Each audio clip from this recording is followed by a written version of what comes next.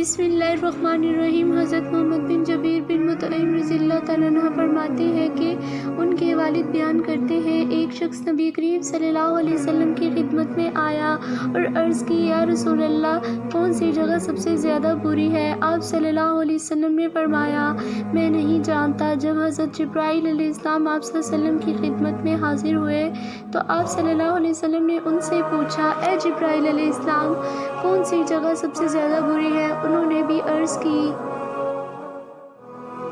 میں نہیں جانتا، میں اللہ تعالیٰ سے پوچھ کر بتاؤں گا۔ یہ کہہ کر حضرت جبرائیل علیہ السلام چلے گئے۔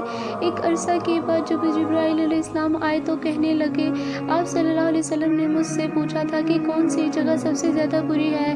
اس پر میں نے کہا تھا کہ مجھے معلوم نہیں، البتہ میں اللہ تعالیٰ سے پوچھ کر بتاؤں گا۔